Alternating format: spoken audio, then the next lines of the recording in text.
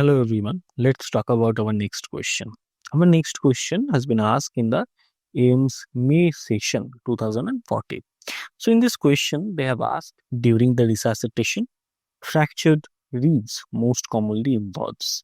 Now the options are second to fourth rib, third to fifth rib, fourth to sixth rib, and fifth to seventh ribs. So let's try to understand rib fractures during the CPR. While providing a patient with a CPR, we always try to give the patient forceful compression, chest compression that has been given to the patient. Now, while giving that forceful chest compression, it has been pretty much common that we might gonna encounter rib fracture. Now, this rib fracture typically seen commonly with a fourth to sixth rib, and the site of this rib fracture has been seen in the anterior third of the ribs. Now let's try to understand why it is that much common in the fourth to sixth rib.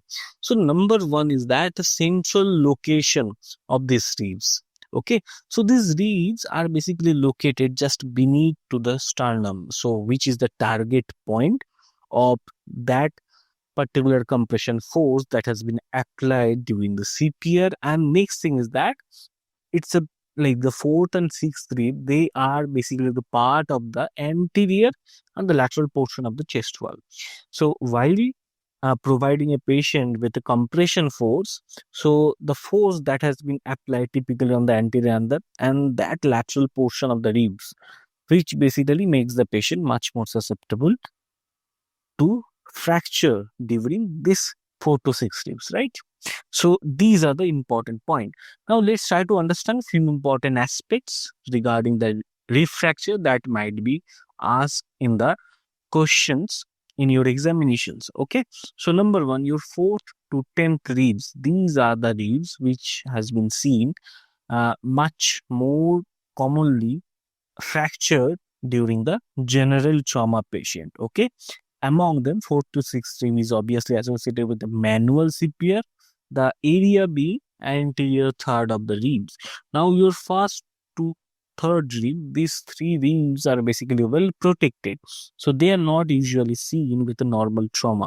Okay, with the fracture. Now, in case of this first to third rib fracture, you have to suspect that there might be high impact chest trauma has been perceived by the patient, and obviously there might be a underlying other hidden injuries can be present as well, so you have to look for that.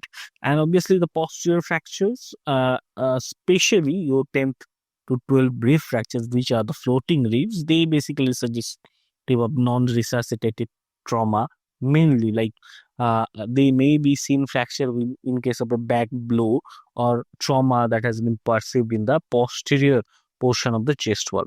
Now, the bilateral rib fractures are pretty much common during the prolonged or forceful CPR in that case. Okay, so here your answer is going to be 4th to 6th rib.